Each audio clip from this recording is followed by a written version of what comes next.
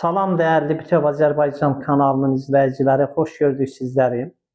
Biz bugündən Sözün Sınağı Tarixin Qınağı adlı bir verilişe başlamaq istəyirik. İlk qonağımız elə həyatını sözə həsr eləmiş Azərbaycan Milli Elmlər Akademiyasının Ədəbiyyat Ünüsünün aparıcı elmçisi, filologiya üzrə fəlsəfə doktoru Aslan Salmansoydur.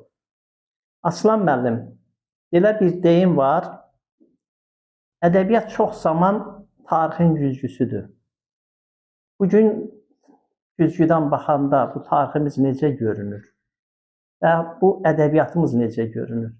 İlham müəllim, məni belə bir maraqlı verilişə və gərəkli mövzuda hazırladığınız verilişə dəvət elədiyinizə görə və üstəlik də ilk verilişdə dəvət elədiyinizə görə sizə minnətdarım. Çox sağ ol. Şübhəsiz, yəni çox maraqlı bir mövzudur. Düzdür, deyirlər ki, ədəbiyyat həyatın güzgüsüdür. Çox vaxt bu belə olur. Yəni o həyatda olan hadisələr öz əksini güzgüdə tapır. Mən amma bu mövzuya bir körpü kimi, bir açar kimi Əli bəy Hüseynzadənin bir fikri var, ondan başlamaq istəyirəm. Əli bəy Hüseynzadə deyir ki, tarixin elə təbii cərəyanları olur ki, fərd nə qədər aqil olursa olsun, yəni insan nə qədər ağıllı, bilikli olursa olsun, onun qarşısını ala bilmir. Məsələn, nümunə kimi biz tarixi ilə müraciət eləsək, sivilizasiyaların bir-birini əvəz eləməyi, deyək ki, günəşə sitayişin, aya sitayişi, lap o qədimin deyirəm və o ən ciddi olan hadisəni xatırlayıram ki, yəni sonraki sivilizasiyalar həmişə əvvəlki sivilizasiyaları aradan çıxardır, onun müsbət tərəflərini götürür, mənfi tərəflərin bir növ hətta əlində bir bayraq deyir, tənqid eləyir.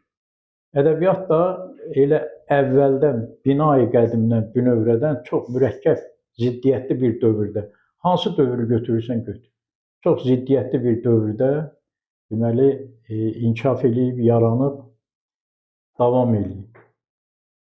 Burada da lap dediyim kimi, məsələn, son dövrlər, bizə yaxın olan dövrlərdə də, deyək ki, Sovet dövründə olan ədəbiyyatımıza da nəzər salanda həmin proses orada da olub. Bir tərəfdən şübhəsiz, ədəbiyyat həyatın güzgüsü kimi, dediyimiz kimi, yəni özünü göstərib, elə davam eləyib, amma ikinci tərəfdən elə əsərlərdə yazılıb ki, bu müəlliflər, şairlər onları üzə çıxara bilməyiblər. Və o həmin dediyimiz mürəkkəb və ziddiyyətli dövrlərdə də şairlər, yazıçılar ikili ömür yaşamağa məcbur olublar. Görürsən ki, sonradan üzə çıxarılan əsərləri, məsələn, məlum olur ki, doğrudan da o dövr, yəni çox mürəkkəbli, ziddiyyətli olub və sözü açıq deyə bilməyiblər. Aslan müəllim, elə Sovet dövrünə toxundunuz. 20-ci əsr həm tariximizin, həm ədəbiyyatımızın, həm zəngin bir dövrüdür, həm də çox ziddiyyətli bir dövrüdür. Və sizin də axtarışlarınızın böyük bir hissəsi o Sovet dövrü ədəbiyyatı ilə bağlıdır. Siz daha çox arxivlərdə işləmsiniz, ilkin mətnlərlə işləmsiniz. Xahiş edirəm, bu məsələyə bir toxunaq. Müəllif və mühit məsələsinə. Bilirsən mi, yəni İlham müəllim, əslinə qalanda o zahiri görüntü bayaq dediyim kimi bir şeydir. Bir də var ki, o dövrün, mühitin içərisinə girəsən. Mən dedim, bütün dövrlərdə ədəbiyyatın qarşısında vəzifəni mühit, dövr qoyur. Doğrudur. Siz özünüz də bir şairsiniz, çox istedadlı bir şairsiniz. Yəni yaradıcılıqla da, bədii yaradıcılıqla da məşğul olursunuz. Bu indi mənim deyəcəklərimi praktiki təcrübə baxımından siz özünüz yaşayırsınız, ədəbiyyatı yaradırsınız. Düzdür, əsəri müəllif yazır, imzasını da qoyur. Həmin əsərin müəllifliyi də qoyduğu imzaya görə müəyyənləşir. Amma müəllifin burada mətnin yaranmasında, əsərin yaranmasında iştirakı nə qədər yüksək olsa da, yüksək səviyyədə olsa da, müəllifin özünü də formalaşdıran əslinə qalanda mühitdir. Və bu mənada biz yanaşdıqda elə mətnin özünü də mühit yaradır.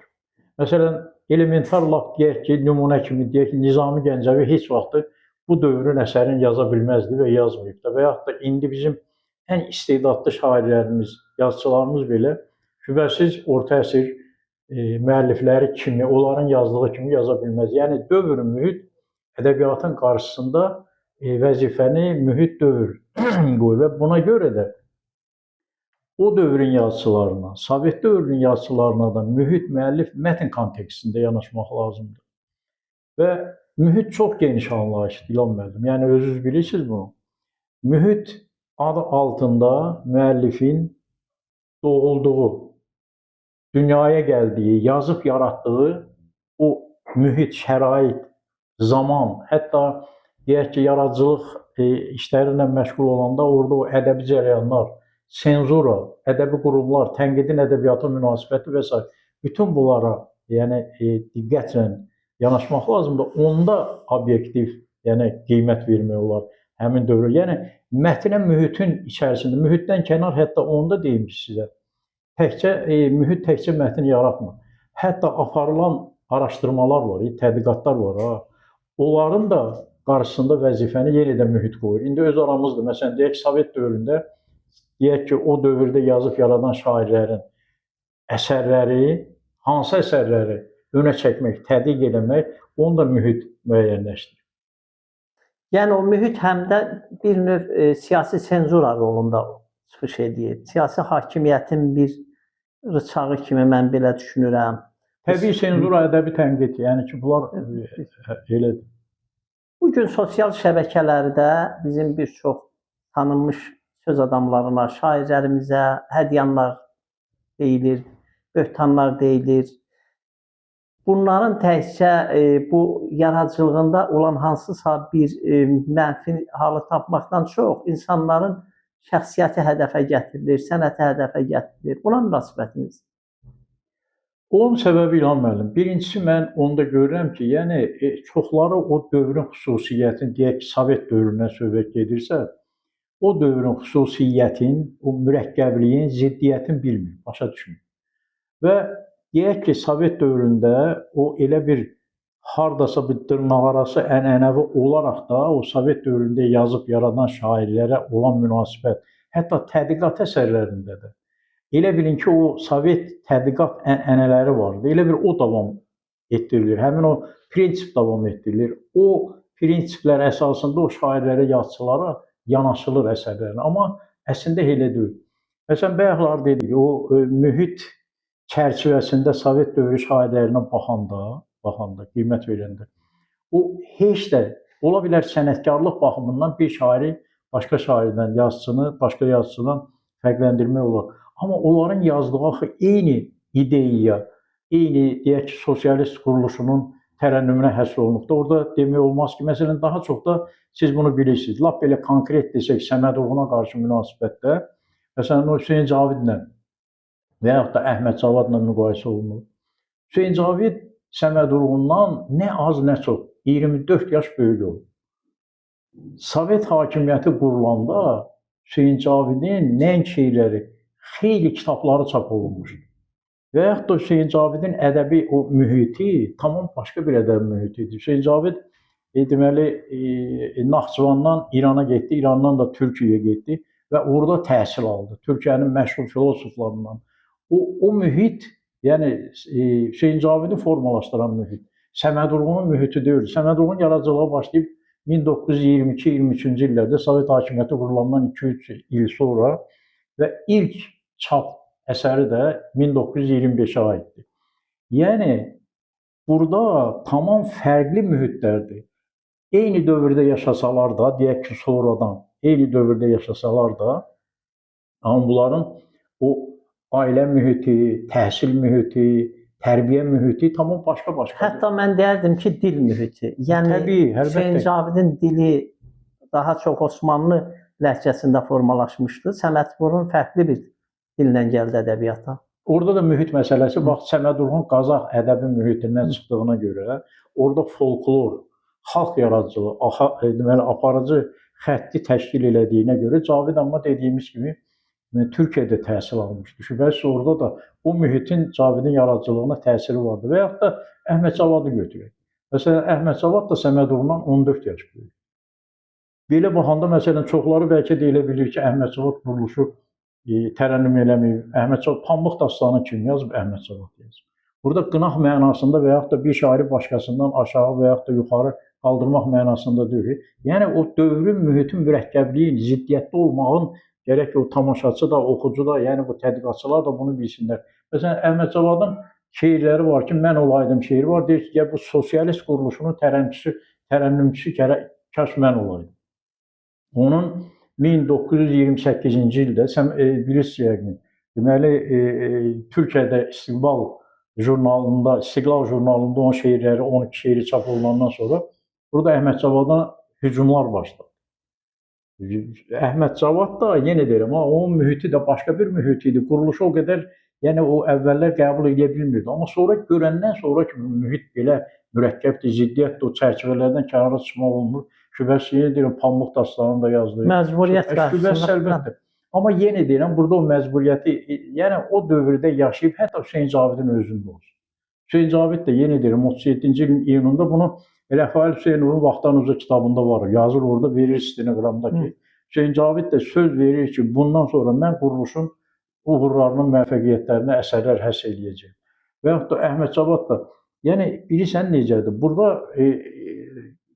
indidən baxıb, indiki dövrdən, indiki yanaşmalarla o dövrün ədəbiyyatına yanaşmaq, yəni şübhəsiz düzgündür. Məsələn, Səməd Vurğunu Sovet dövründə necə tanıyırdı oxucular və yaxud da, yəni lap tədqiqatçıların özü olsun da. Xoşbəxt elimin, yurdumun öz vurğunuyam mən. Bundan da gözəl bir daha dövran ola bilməz. Səməd Vurğunu belə tanıyırdı və hamı da deyir ki, Səməd Vurğun xoşbəxt həyat yaşayıb. Düz deyil, Səməd Vurğun yaşadığı dövrün ən yüksək mükafatlarına layiq oldu. Amma Səməd Vurğunun başqa bir, hətta bir, mən deyirəm bunu həmişə, deyirlər ki, güya Səməd Vurğunu Londonda olanda bir cavan bir qadın bundan soruşur ki, şair, nə tez saçlarınız ağarıb, bu da deyib ki, uca dağların başı qar olar. Amma heç o həmin o cavabın, o suala bir o qədər də aidiyyəti yox.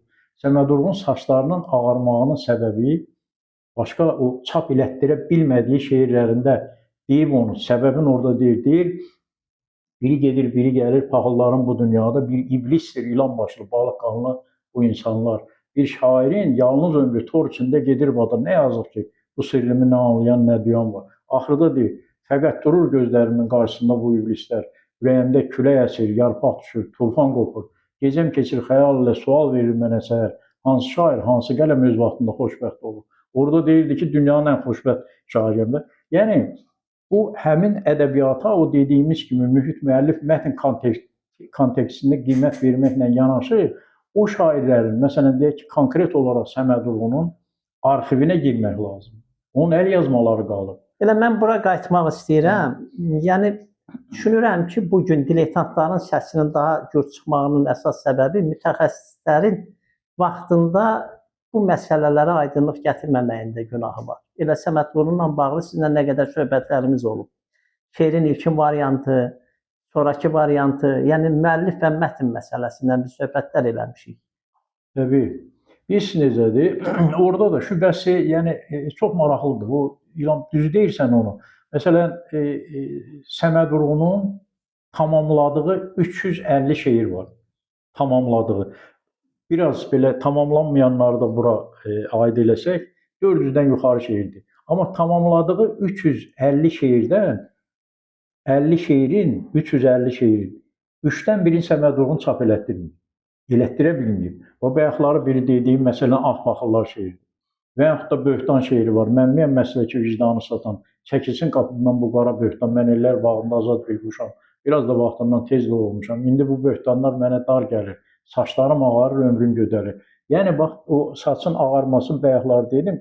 Yəni, burada o həmin dövrün şairləri, deməli, o sıradan Səməd Vurğun da ikili ömür yaşayıb. Ona görə. Yəni, onun arxivinə girmək. Amma bir şey də var, onu da deyim sizə. Məsələn, belə biraz yekə çıxmasın. Son bir 30 ildə elə bilin ki, Səmədoğlu'nun əsərlərini nəşrə mən hazırlamışam. 96-da, 2005-də, sonra 2016, sonra deyək ki, bu çox maraqlı bir, bu da bir kitabdır. Azərbaycan tarixi poema, yəni ki, kitabıdır. Özünün elə bir əl yazmasından yazdığı, yəni bir əsərdir. Buna da indi bir toxunarıq. Deməli, əslində o həmin o çap olunmayan şeirlər ki var, ha, xüsusilə dövrdən, zamandan diley şeirləri o kitablara salınıb. Məsələn, onların bir qismi Bəxtiyar Vahabzadə üzə çıxardı, bir qismini Aybəniz xanım Vurğun qızı, bir qismini mən çıxartmışam və s. Sən inanırsan, məsələn, hətta tədqiqat əsərlərində həmin o üzə çıxarılan əsərlərə toxunulmur. Çox maraqlıdır. Sizcə Səbəbi nədir, mən yenə deyirəm, ya bilmirlər, ya kitablar indi çap olunur, kitabxanalara verilir, xəbərləri yox. Məsələn, mən o 2016-da görmüsən sən o, həmin o şeirlər kitabına bir 300 səhifəyə yaxın şərh yazmışam. Adətən bizdə belə bir təsəvvür var ki, deyək ki, klassik ədəbiyyata şərhlər yazılmalıdır, Nizamiyə, Füzuliyə və s. Amma Səmədoğlu'nun o əsərlərinin özü də bütün mətnlərin şərhə ehtiyacı var. Bəxtiyar Vahabzadə, məsələn, Bəxtiyar Vahabzadə 7 cildlikdir ya 9 cildlikdir. 11-ci cildində tənqidçilərə müraciət edir ki, mən filan əsərlərimə toxunmayın, təhlil eləməyin. Niyə? Səbəbi var da, hər bir şeirin tarixçəsi olduğu kimi, yəni onun o təhlilin də, şərhə də ehtiyacı, bütün mətnlərin şərhi, elementar deyim sənə, məsəl üçün, yenə deyirəm, bu mövzuda biz çox danışırıq, deyək, şair nə tez qocaldın sən şeirindən, bir neçə misra əzbər bilməyən, demək olar ki, adam yox. Necə başlayır? Bizim bildiyimiz çap variantında. Nemətsə də gözəl şey. Ay sağ ol, Nemətsə də gözəl. Amma əl yazmasında belədir ki, əvvəl yazır, can əridir gözəl şeir. Üstündən xət çəkir. Yazır, ömür alır gözəl şeir. Onun da üstündən xət çəkir. Sonra deyir, Nemətsə də gözəl şeir, şair olan qəm deyil. Səbəbsiz deyir axı bu. Şübhəsiz, şairin əsər üzərində işləməyin əsas səbəblərindən biri sənətkarlıq məsələsi. Yəni, onu oxucu səviyyəsinə hazırlamaq, vermək. Amma o dövrün şairlərinin içərisində, yazıçıların içərisində bir senzor olur. Daxili senzor. Ay sağ ol. Senzor. Bu senzor buna içərdən deyir ki, sən orada yazıbsan ki, can əridir gözəl şeir, o şəkildə çap elətdirsən. Şübhəsiz bunu deyəcəklər ki, Səmədoğlu Sovet şeirini can əridən. Çünki belə yazıblar da, elementar, məsələn, bir şey də xatırladım, İlham müəllim. Səmədoğlu'nun Həsrət adında bir şeiri var. 1934-cü ildə yazıb. Orada belə bir misralar var. Anamın örtdüyü sarı kəlağa gözündə qalmışdı ömrüm uzunu. Bəlkə də şairin taliyidir bu. Üstündən bir ay keçir. Məmməd Kazım Ələkbərli özü sonradan repressiya qurbanıdır. Məmməd Kazım Ələkbərli 37-də güllələnənlərdir. Məqalə yazıb. Səmədin Həsrəti ədəbiyyat qəzetində də çap elətdirir. Deyir ki, həmin o misraları xatırlatdım, indi izahını verəcəyim. Deyir, Səməd inqilabi axın qarşısında dayanaraq yıxılana qarşı bir həsrət çəkir. Bu isə əfv olunmaz bir günahdır. Bu nə deyir? Buradakı Səmədoğlu deyir, anamın örtdüyü sarı kəlağaya, o kəlağayını Məmməd Kazım Ələkbərliyin də fikri görür. O dövrün, mühitin, ədəbiyyatın qarşısında qoyduğu vəzifədən irəli gəlir olar. Yəni, mən onu qınamaq mənasında demirəm. Kəlağayının feodalizm quruluşunun qalığı kimi, simvolu kimi, ay sağ ol, rəmzi kimi bunu ittiham eləyir ki, deməli Səmədoğlu feodalizmi Sovet hökumətinə qarşı çıxır. Çox maraqlıdır ki, məqalə də belə qutarır ki, görünür ki, Səməd kəndli anaların indi şilyapa aradıqlarından xəbəri yoxdur. Güya kətdəki deməli qadınlar şilyapa qoyur. Yəni bu mənada mən deyirəm ki, o dövr İlham müəllim çox mürəkkəb, çox ziddiyyətli olub. İndi çox şey danışa bilirlər, çox şey deyə bilirlər. Amma xəbərləri yoxdur. O Səmədoğlu'nun əl yazmaları, qaralama əl yazmalarını oxumaq olmur. O qədər yazıb pozur. O daxili senzora onu məcbur edib ki, Təbii, neçə dəfə təbii. Və yaxud da Aslan Qayası məsələn poemasında, yenə də o senzora ilə bağlı, deməli, əl yazmasında Aslan və Mahniyardır, həmin poemanada. Orada misralar var. 100 il biz ayrıldıq ana dilindən, məktəbin adına dedik şkola. 100 il Füzuliyə həsrət qalaraq doğma analara söylədik mama. Axdı Rusiyaya neft kəmərləri, daşıdı onları ilk dəmir yolu və s. Bax, belə bir 60 misralıq bu məzmunda olan deməli misralardır. El yazmada var. Bu kitabda mən o dediyim kimi, məsələn burada biz vermişik. Amma çapda senzur onu ixtisar edib. Və yaxud da lap hamının əzbər bildiyi Azərbaycan şeiri. Azərbaycan şeirində el bilir ki, sən mənimsən, yurdum yuvam məskənimsən. Hamı bilir ki, anam doğma. Orada da indi ona da lazım olsa deməli izah gətirərəm. Necə oldu? Demək anama çevrildi, onun da səbəbi var. Eşitmişəm uzaqlardan Terikləri arazları. Bax burada da özdə Azərbaycan şeirinin adı ilk variantda Azərbaycan olmuyor. Şairin türküsü olub və cəmi 10 bənddən ibarət olub. 10-cu bənd ikinci bəndin təkrarı olub. Yəni 9 bənddir ki, o Terik də səbəbsiz demir. Yəni Terik əgər Araz deyir ki, Azərbaycan ikiyə cənubdan Arazdan bölünüb, şimaldan da Dəmirqapı Dərbənd Terik çayından bölünüb. Şübhəsiz çapa gedəndə o senzura, Məmməd Əmin sözü vardı. Senzorlar haqqında nədir? Qazdan ayıq, yəni senzorlar çıxardıblar. İndi Səməd Vurğunu öyrənmək üçün olduğu kimi başa düşməkdən ötürü gərək bunları onun arxivinə, bu yazılanlara, yəni o siz dediyiniz kimi biraz belə böyük çıxması mütəxəssis. İndi biz də ömrümüzü sərf eləmişik də onları öyrənməyə. Gərək yəni söz demək, nə bilim, kimisə ittiham eləmək asandır. Gərək o dövrün içinə, mühitin içinə girib qiymətləndirəsən bu əsərləri. Əziz tamaşaçılar, xahiş edirik Bütöv Azərbaycan kanalını bəyənib paylaşasınız ki, daha çox tamaşaçıya əl çatan olsun. Aslan müəllim bir məqama toxundu burada. Səməd Vurğun Arazları Terikləri və Bütöv Azərbaycan kanalının da ideyası Bütöv Azərbaycan sınırlarından, sərhədlərindən keçir. Mən düşünürəm ki, təkcə bizi coğrafi sərhədlər birləşdirmir, həm də ədəbiyyat birləşdirir. Çox təəssüflər olsun ki, biz Azərbaycanın daha böyük bir hissəsi olan Cənubi Azərbaycanlı ədəbiyyatın Cənubi Azərbaycan ədəbiyyatı kimi ayırmışıq bir növ ədəbiyyatdan. Düşünürəm ki, buna da sizin müəyyən baxışlarınız var. Səməd Vurğun yaradıcılığının böyük bir sahəsini Cənub mövzusu təşkil edir. Deməli, onun yazdığı hətta o şeirlərə görə 45-ci ildə, yəni sən özün bilirsən İlham, deyək ki, bizim mətbuat işçiləri Cənubi Azərbaycan, İranda olublar, orada qəzet buraxıblar və məsələn, bir çox yazıçı və şairlər orada iştirak ediblər. Amma o, deyək ki, yandırılan kitablar kimi, Körpünün həsrəti kimi, o mövzuda Təbriz gözəlinə, yəni ki, olan o və yaxud da 20 bahar, axma Araz, dayan Araz, bir ürəyi xəncər ilə iki yerə bölmək olmaz. Yəni ki, bu misralara görə, bu əsərlərə görə Səməd Vurğun Cənubi Azərbaycana gedə bilməyib. Ora buraxmayıblar. Amma şübhəsiz, yenə deyirəm, o Cənubi Azərbaycan sevgisi Səməd Vurğunun yaradıcılığında, əsərlərində geniş yer alıb və üstəlik də Cənubi Azərbaycan şairləri də Səməd Vurğunu özlərinə ustad sayıblar. Hətta ona dəvətnamə adında bir şeiri yazıb göndəriblər, onu dəvət ediblər Cənubi Azərbaycana. Dediyim kimi, yəni Səməd Vurğun Cənubi Azərbaycana yəni gedə bilməyib, amma Azərbaycanla İran Mədəni Əlaqələr Cəmiyyətinin sədri olub. Cənubi Azərbaycan bizdə, burada, şimalda təbliğində böyük işlər görür. Yəni Səməd Vurğun. Aslan müəllim, mən həm də düşünürəm ki, Səməd Vurğun 20-ci əsr ana dilli poeziyamızın oturuşmağında böyük bir xidməti olan, yəni istər cənublu yazarların, istər bu müasir Azərbaycanımızın yazarlarının bir növünəyi oldu dil baxımından. Dil baxımından İlham müəllim, deməli çıxışları var Səməd Vurğunun. Deməli orada, həmin o çıxışlarında Səməd Vurğun dili, Azərbaycan dilin, millətin, xalqın namusu, qeyrəti adlandırır. Yəni Səməd Vurğunun dilə münasibəti belə olub. Və yaxları mən Aslan və Mahniyar poemasından və yaxud da Aslan Qayası poemasından, yəni ilk adı dediyim kimi Aslan və Mahniyar olub, sonradan Aslan Qayası misralar gətirdim. Məsələn, deyək ki, kimlərsə deyə bilər, düzdür, bu Səməd Vurğunun yaradıcılığında, bir də Sovet dövrü şairlərinin, yazıçılarının yaradıcılığında hadisələri elə bil ki, Çar Rusiyası dövrünə və yaxud da xaricə köçürmək, belə bir şeylər var. Məsələn, kimsə deyə bilər ki, deyək ki, Səməd Vurğunun Aslan Qayası poemasında Çar Rusiyası dövründən danışır.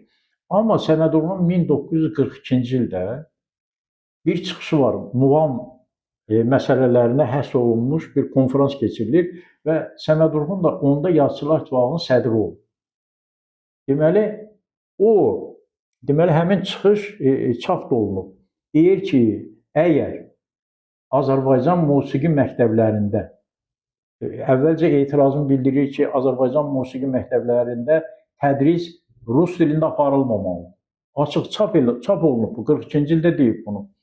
Davam eləyir ki, bəs əgər bu Azərbaycan musiqi məktəbidirsə, buradakı tədris də ən azı 90% Azərbaycan dilində aparılmalıdır və deyir ki, bu məsələ ilə şəxsən Üzeyir bəy məşğul olmalıdır. Yəni Səməd Vurğun həmişə dilin keşiyində dayanıb və onu həm də bizim poeziya dilimizin memarı adlandırırlar və bu səbəbsiz deyil və bunu açıq yazan, yəni müəlliflər də var ki, şübhəsiz, yəni o Səməd Vurğundan əvvəl yaşayan şair və yazıçıların da əsərləri çox, yəni milli mənəvi dəyərlər baxımından yüksəkdir, amma onların dili qəliz olduğuna görə, lap belə deyək də, yəni geniş oxucu kütləsi o qədər də ay sağ ol. Amma Səməd Vurğunda belədir ki, nə yazıbsa və yaxud da o mən necə yazıram adında siz dil məsələsini deyirsiniz, bir məqaləsi var, çıxışı var. Özü yaradıcılığın ilk dövrlərində deyir ki, deməli alınma sözlər hesabına, özü də ad göstərir, ərəb, fars, yəni sözləri hesabına şeir yaratmaq asandır. Çətini türk dilində türk şeirini yaratmaqdır, yazmaqdır. Özdəki indi o 36-dan əvvəl olduğuna görə orada türk dili deyirlər. Yəni 36-dan sonra türk dili konstitusiyasından qadağan olunub orada da. Yəni Səməd Vurğun həmişə Azərbaycan dilinin keşiyində dayanan bir sənətkar olub. Səməd Vurğun üstəlik həm ədəbiyyatşünasdır, ədəbiyyat nəzəriyyəçisidir, tərcüməçidir. Yəni yaradıcılığı həm janr baxımından çox genişdir, həm də mövzu baxımından. Aslan mənim çox sağ olun. Maraqlı bir söhbət alındı. Mən düşünürəm ki, dəyərli Bütöv Azərbaycan kanalının izləyiciləri, xahiş edirik kanalımıza abunə olasınız, bəyənəsiniz ki, daha çox tamaşaçıya əlçatan olsun. Düşünürəm ki, bu ədəbiyyat söhbətlərimizin başlanğıcı oldu. Uğurlu olsun, ayağı düşərli olsun. Yəni sözün sınağı, tarixin qınağı. Bu baxış ki, hansı rakursdan qiymətləndirilir? Səməd Vurğun bizim poeziyamıza Azərbaycançılıq məfkurəsini gətirən ustad şairdir.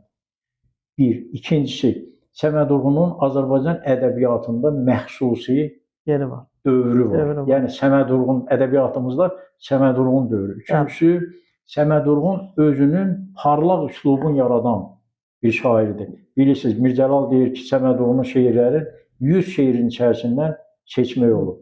Və sonda da onu deyim ki, Səməd Vurğun öz ədəbi məktəbini yaradan azsaylı, Nizami kimi, Füzuli kimi, Sabir kimi və Rəsuluzə kimi öz ədəbi məktəbini yaradan çox böyük şairlərimizdən biridir.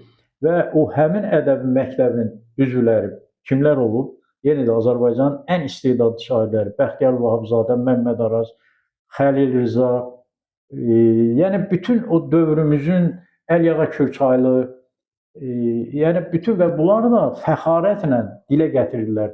Qürur duyururlar ki, biz Səməd Vurğun ədəbi məktəbinin nümayəndəsiyik. Bundan əlavə Səməd Vurğunun Azərbaycançılıq ideologiyası indi bizdə dövlətçiliyin, idarəçiliyin bir tərkib hissəsi kimi qəbul olunur. Yəni bunu da və bu səbəblərə görə mən elə başa düşürəm ki, bizim xalqımız heç vaxt Səməd Vurğunu unutmayacaq. Həmişə yaşadacaq. Sözünüzə bir əlavə eləmək istəyirəm ki, Səməd Vurğun yeganə şairlərdəndir ki, ədəbiyyatda özünün də bir bədii obrazı yaranıb və yaranmaqdadır. Təbii. Bununla düşünürəm ki, verilişi tamamlayırıq.